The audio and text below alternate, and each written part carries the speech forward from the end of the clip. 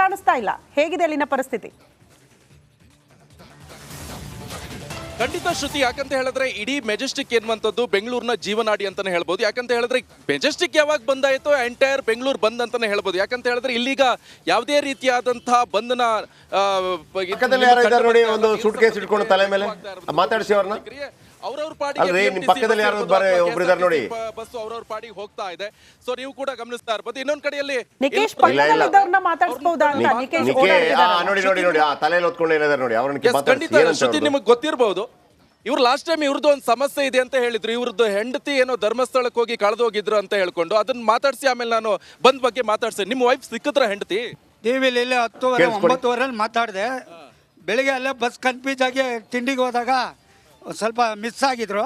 ಟಿವಿಲೆಲ್ಲ ಮಾತಾಡಾದ್ಮೇಲೆ ಎಲ್ಲ ಮೊಬೈಲಲ್ಲಿ ತೋರಿಸಿ ಸಾಯಂಕಾಲ ಬಂದೇ ಬಿಟ್ರು ಮನೆಗೆ. ಬಂದ್ ಬಗ್ಗೆ ಏನು ಹೇಳ್ತೀರಾ? ಬಂದು ಏನಿಲ್ಲ, ಕರ್ನಾಟಕದಲ್ಲಿ ಎಲ್ಲ ಹೊಂದಾಣಿಕೆಯಾಗಿ ಹೋದ್ರೆ ಬಂದೇ ಮಾಡೋಂಗಿಲ್ಲ. ಇವರು ಕಂಡಕ್ಟರ್ ಹೊಡೆಯೋದು, ಎಲ್ಲ ಜಾತಿಯವರು ಸೇರ್ಕೊಂಡು ನಾವು ಒಂದಾಗಿ ಹೋದರೆ ಈ ಗಲಾಟೆನೂ ಆಯ್ತಿರಲಿಲ್ಲ, ಏನೂ ಆಯ್ತಾ ಇರಲಿಲ್ಲ.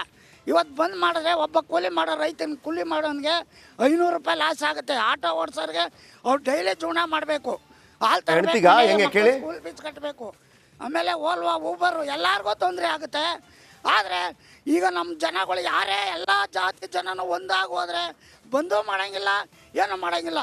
ಅಲ್ಲೇ ನಮ್ಮ ಕನ್ನಡದವ್ರಿಗೆ ಹಿಡ್ಕೊಂಡು ಹೊಡೆಯೋದು, ಮರಾಠಿಯರಲ್ಲಿ. ಓಕೆ, ಈಗ ನಾನು ಬಹಳ ಪ್ರಮುಖವಾಗಿ ಮ್ಯಾಟ್ರಿ ಬರ್ತೀನಿ. ಯಾಕಂತ ಹೇಳಿದ್ರೆ ಬಂದ್ ಮಾಡಿದಾರೆ ಓಕೆ, ಆದ್ರೆ ಬಂದ್ ಮಾಡಿರುವಂತ ನಿಗದಿತ ಸಮಯ ಸರಿ ಇಲ್ಲ ಅಂತ ಹೇಳ್ತಾ ಇರುವಂತದ್ದು. ಯಾಕಂತ ಹೇಳಿದ್ರೆ ಈ SSLC ಎಕ್ಸಾಮ್ ಬರ್ತಾ ಇರುವಂತ ನಿಟ್ಟಿನಲ್ಲಿ ಬಂದ್ ಮಾಡಿರುವಂತ ಟೈಮ್ ಸರಿ ಇಲ್ಲ. ಆ ಕಾರಣದಿಂದ ಎಲ್ಲರೂ ಕೂಡ ನಾವು ನೈತಿಕವಾದಂತ ಬೆಂಬಲವನ್ನ ಕೊಡ್ತೀರಾ, ಆದ್ರೆ ನಾವು ಪರಿಪೂರ್ಣವಾದಂತ ಬೆಂಬಲವನ್ನ ಕೊಡೋಕೆ ಸಾಧ್ಯವಾಗ್ತಿಲ್ಲ ಅಂತ ಹೇಳ್ತಾ ಇದ್ದಾರೆ. ಇನ್ನೊಂದು ಕಡೆಯಲ್ಲಿ ಮೆಜೆಸ್ಟಿಕ್ ನ ಈ ಬಸ್ ನಿಲ್ದಾಣದಲ್ಲಿ ಅವ್ರವ್ರ ಪಾಡಿಗೆ ಅವ್ರವ್ರ ಕೆಲಸಕ್ಕೆ ಹೋಗ್ತಾ ಇದ್ದಾರೆ. ಅವ್ರವ್ರ ಪಾಡಿಗೆ ಅವ್ರವ್ರು ಬೇರೆ ಬೇರೆ ಊರುಗಳಿಗೆ ಬೇರೆ ಬೇರೆ ಜಿಲ್ಲಾದ್ಯಂತ ಕೂಡ ಏನು ಹೋಗ್ತಾ ಇದ್ದಾರೆ, ಅಲ್ಲಿಗೆ ಅವರವರು ಹೋಗ್ತಾ ಇದ್ದಾರೆ. ಅಂಗಡಿ ಮುಂಗಟ್ಟುಗಳನ್ನು ಕೂಡ ನೀವು ನೋಡ್ತಾ ಇರ್ಬೋದು, ಅದು ಕೂಡ ಸಾಮಾನ್ಯವಾಗಿ ಓಪನ್ ಆಗ್ತಾ ಇದೆ. ಸೊ ಇನ್ನೊಂದು ಕಡೆಯಲ್ಲಿ ನೀವು ಗಮನಿಸ್ತಾ ಇರ್ಬೋದು ಏನ್ ಬಂದಂತೆ. ನನಗೆ ಯಾವತ್ತೂ ಕೂಡ ಒಂದು ಪ್ರಶ್ನೆ ಉದ್ಭವ ಆಗೋದು, ಮಹಾರಾಷ್ಟ್ರದ ಪುಂಡರು ನಮ್ಮ ಮೇಲೆ ಅಟ್ಯಾಕ್ ಮಾಡಿದ್ರು. ಮಹಾರಾಷ್ಟ್ರದ ಪುಂಡರು ನಮ್ಮ ಮೇಲೆ ಅಟ್ಯಾಕ್ ಮಾಡೋದು, ಕನ್ನಡಿಗರ ಮೇಲೆ ಅಟ್ಯಾಕ್ ಮಾಡಿದ್ರು. ನಾವು ಅವ್ರಿಗೆ ಆವಾಜ್ ಹಾಕೋದೇನಪ್ಪ ಅಂತಂದ್ರೆ, ನೀವು ಅಟ್ಯಾಕ್ ಮಾಡೋದಿದ್ರೆ ಬನ್ನಿ ನಮ್ಮ ಮುಖ್ಯಮಂತ್ರಿಗಳನ್ನು ಮುಟ್ಟಿ ನೋಡೋಣ. ಮೊನ್ನೆಯಿಂದ ಹೇಳ್ತಾ ಇದ್ದೀನಿ ನಾನು, ಅದಾಗೋದಿಲ್ಲ. ಆಮೇಲೆ ನಮ್ಮ ಮೇಲೆ ಅಟ್ಯಾಕ್ ಮಾಡಿದ್ದಕ್ಕೆ ನಾವು ಯಾಕೆ ಬಂದ್ ಮಾಡಬೇಕು ನನಗೆ ಅರ್ಥ ಆಗ್ತಾ ಇಲ್ಲ. ಬಂದು ನೀವು ಮಾಡಿಸ್ಬೇಕು, ಮಹಾರಾಷ್ಟ್ರವನ್ನು ಬಂದ್ ಮಾಡಿಸ್ಬೇಕು. ಅದರ ಜೊತೆಗೆ ನೋಡಿ, ನೈತಿಕ ಬೆಂಬಲ ಎಲ್ರಿಗೂ ಇರುತ್ತೆ, ಎಲ್ಲರೂ ಕೊಡ್ತಾರೆ. ಆದರೆ ನೀವು ಪ್ರತಿಷ್ಠೆಯಾಗಿ ತಗೊಂಡ್ರೆ ಯಾರು ಬರಲ್ಲ. ಅದನ್ನು ಪ್ರತಿಯೊಬ್ಬರು ಕೂಡ ಅರ್ಥ ಮಾಡ್ಕೊಂಡ್ರೆ ಒಳ್ಳೆಯದು. ವೀರೇಶ್ ಇದ್ದಾರೆ, ಐ ಥಿಂಕ್ ಸದಾಶಿವನಗರದಲ್ಲಿ, ಮಾತಾಡಿಸಿ. ವೀರೇಶ್, ಸದಾಶಿವನಗರದಲ್ಲಿ ಪರಿಸ್ಥಿತಿ ಹೇಗಿದೆ? ಈ ಸದಾಶಿವನಗರ ಬಹಳ ಚಾಲ್ತಿಯಲ್ಲಿರೋದು ಕಾರಣ ಅಲ್ಲೇ ಹನಿ ಟ್ರ್ಯಾಪ್ ಸಿಡಿಗಳು ತಯಾರಾಗ್ತಾ ಇದೆ ಅನ್ನೋಂಥ ಗಂಭೀರ ಆರೋಪ. ಅದ್ರ ಜೊತೆಗೆ ಕರ್ನಾಟಕ ಬಂದ್ ಬಿಸಿ ಹೇಗೆ ಕಾಣಿಸ್ತಾ ಇದೆ ಸದಾಶಿವನಗರದಲ್ಲಿ?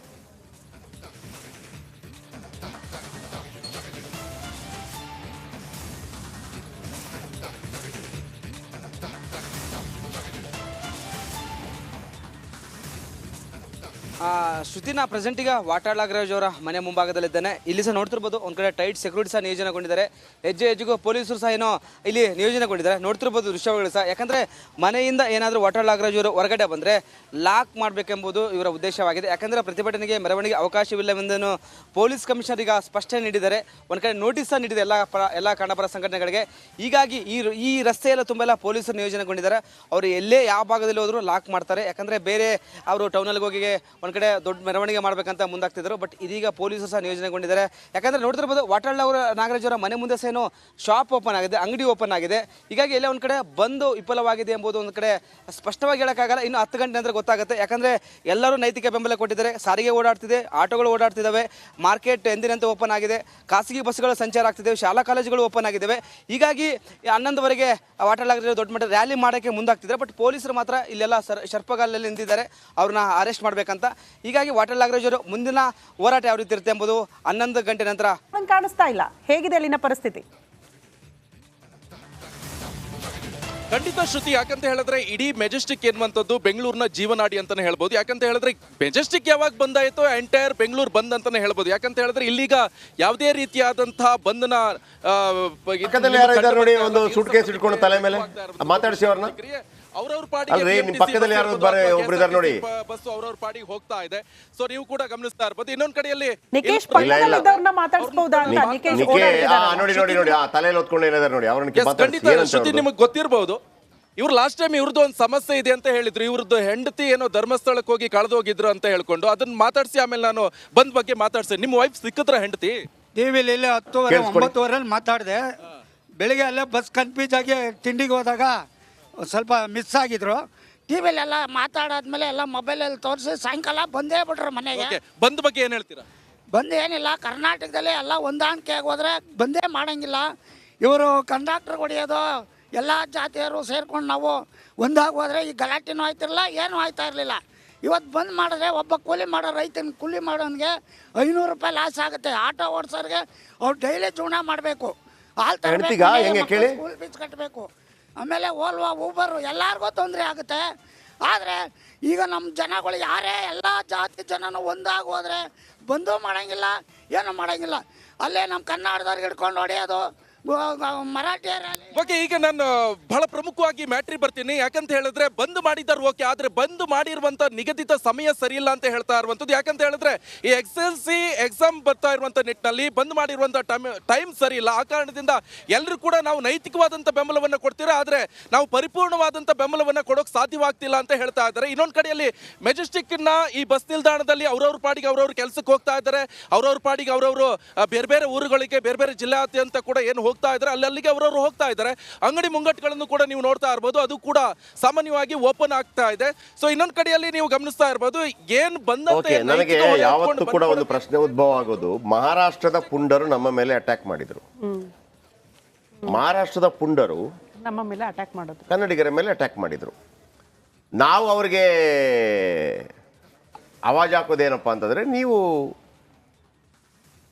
ಅಟ್ಯಾಕ್ ಮಾಡೋದಿದ್ರೆ ಬನ್ನಿ ನಮ್ಮ ಮುಖ್ಯಮಂತ್ರಿಗಳನ್ನು ಮುಟ್ಟಿ ನೋಡೋಣ. ಮೊನ್ನೆಯಿಂದ ಹೇಳ್ತಾ ಇದ್ದೀನಿ ನಾನು, ಅದಾಗೋದಿಲ್ಲ. ಆಮೇಲೆ ನಮ್ಮ ಮೇಲೆ ಅಟ್ಯಾಕ್ ಮಾಡಿದ್ದಕ್ಕೆ ನಾವ್ಯಾಕೆ ಬಂದ್ ಮಾಡಬೇಕು ನನಗೆ ಅರ್ಥ ಆಗ್ತಾ ಇಲ್ಲ. ಬಂದು ನೀವು ಮಾಡಿಸ್ಬೇಕು, ಮಹಾರಾಷ್ಟ್ರವನ್ನು ಬಂದ್ ಮಾಡಿಸ್ಬೇಕು. ಅದರ ಜೊತೆಗೆ ನೋಡಿ, ನೈತಿಕ ಬೆಂಬಲ ಎಲ್ರಿಗೂ ಇರುತ್ತೆ, ಎಲ್ಲರೂ ಕೊಡ್ತಾರೆ. ಆದರೆ ನೀವು ಪ್ರತಿಷ್ಠೆಯಾಗಿ ತಗೊಂಡ್ರೆ ಯಾರು ಬರಲ್ಲ. ಅದನ್ನು ಪ್ರತಿಯೊಬ್ಬರು ಕೂಡ ಅರ್ಥ ಮಾಡ್ಕೊಂಡ್ರೆ ಒಳ್ಳೆಯದು. ವೀರೇಶ್ ಇದ್ದಾರೆ, ಐ ಥಿಂಕ್ ಸದಾಶಿವನಗರದಲ್ಲಿ, ಮಾತಾಡಿಸಿ. ವೀರೇಶ್, ಸದಾಶಿವನಗರದಲ್ಲಿ ಪರಿಸ್ಥಿತಿ ಹೇಗಿದೆ? ಈ ಸದಾಶಿವನಗರ ಬಹಳ ಚಾಲ್ತಿಯಲ್ಲಿರೋದು ಕಾರಣ ಅಲ್ಲೇ ಹನಿ ಟ್ರ್ಯಾಪ್ ಸಿಡಿಗಳು ತಯಾರಾಗ್ತಾ ಇದೆ ಅನ್ನೋಂಥ ಗಂಭೀರ ಆರೋಪ.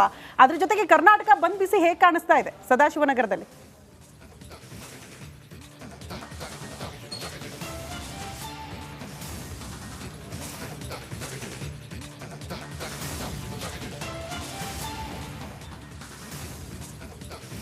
ಶ್ರುತಿನ ಪ್ರೆಸೆಂಟ್ ಈಗ ವಾಟಾಳ್ ನಾಗರಾಜ್ ಅವರ ಮನೆ ಮುಂಭಾಗದಲ್ಲಿದ್ದಾನೆ. ಇಲ್ಲಿ ಸಹ ನೋಡ್ತಿರ್ಬೋದು ಒಂದ್ ಕಡೆ ಟೈಟ್ ಸೆಕ್ಯೂರಿಟಿ ಸಹ ನಿಯೋಜನೆಗೊಂಡಿದ್ದಾರೆ.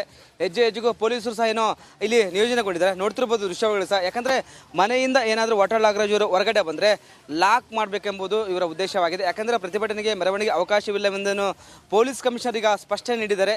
ಒಂದ್ ಕಡೆ ನೋಟಿಸ್ ಸಹ ನೀಡಿದೆ ಎಲ್ಲ ಕನ್ನಡಪರ ಸಂಘಟನೆಗಳಿಗೆ. ಹೀಗಾಗಿ ಈ ರಸ್ತೆಯೆಲ್ಲ ತುಂಬೆಲ್ಲ ಪೊಲೀಸರು ನಿಯೋಜನೆಗೊಂಡಿದ್ದಾರೆ. ಅವರು ಎಲ್ಲೇ ಯಾವ ಭಾಗದಲ್ಲಿ ಹೋದ್ರು ಲಾಕ್ ಮಾಡ್ತಾರೆ. ಯಾಕಂದ್ರೆ ಬೇರೆ ಅವರು ಟೌನಲ್ಲಿ ಹೋಗಿ ಒಂದ್ ಕಡೆ ದೊಡ್ಡ ಮೆರವಣಿಗೆ ಮಾಡ್ಬೇಕಂತ ಮುಂದಾಗ್ತಿದ್ರು. ಬಟ್ ಇದೀಗ ಪೊಲೀಸರು ಸಹ ನಿಯೋಜನೆಗೊಂಡಿದ್ದಾರೆ. ಯಾಕಂದ್ರೆ ನೋಡ್ತಿರ್ಬೋದು ವಾಟಾಳ್ ನಾಗರಾಜ್ ಅವರ ಮನೆ ಮುಂದೆ ಸಹ ಏನೋ ಶಾಪ್ ಓಪನ್ ಆಗಿದೆ, ಅಂಗಡಿ ಓಪನ್ ಆಗಿದೆ. ಹೀಗಾಗಿ ಎಲ್ಲ ಒಂದ್ ಕಡೆ ಬಂದು ವಿಫಲವಾಗಿದೆ ಎಂಬುದು ಒಂದ್ ಕಡೆ ಸ್ಪಷ್ಟವಾಗಿ ಹೇಳಕ್ಕಾಗಲ್ಲ. ಇನ್ನು 10 ಗಂಟೆ ನಂತರ ಗೊತ್ತಾಗುತ್ತೆ. ಯಾಕಂದ್ರೆ ಎಲ್ಲರೂ ನೈತಿಕ ಬೆಂಬಲ ಕೊಟ್ಟಿದ್ದಾರೆ. ಸಾರಿಗೆ ಓಡಾಡ್ತಿದೆ, ಆಟೋಗಳು ಓಡಾಡ್ತಿದ್ದಾವೆ, ಮಾರ್ಕೆಟ್ ಎಂದಿನಂತೆ ಓಪನ್ ಆಗಿದೆ, ಖಾಸಗಿ ಬಸ್ಗಳು ಸಂಚಾರ ಆಗ್ತಿದ್ದಾವೆ, ಶಾಲಾ ಕಾಲೇಜುಗಳು ಓಪನ್ ಆಗಿದ್ದಾವೆ. ಹೀಗಾಗಿ 11ವರೆಗೆ ವಾಟಾಳ್ ನಾಗರಾಜ್ ದೊಡ್ಡ ಮಟ್ಟ ರ್ಯಾಲಿ ಮಾಡೋಕ್ಕೆ ಮುಂದಾಗ್ತಿದ್ದಾರೆ. ಬಟ್ ಪೊಲೀಸರು ಮಾತ್ರ ಇಲ್ಲೆಲ್ಲ ಸರ್ಪಗಾಲಲ್ಲಿ ನಿಂತಿದ್ದಾರೆ, ಅವ್ರನ್ನ ಅರೆಸ್ಟ್ ಮಾಡಬೇಕಂತ. ಹೀಗಾಗಿ ವಾಟಾಳ್ ನಾಗರಾಜ್ ಅವರು ಮುಂದಿನ ಹೋರಾಟ ಯಾವ ರೀತಿ ಇರುತ್ತೆ ಎಂಬುದು 11 ಗಂಟೆ ನಂತರ ಗೊತ್ತಾಗಲಿದೆ.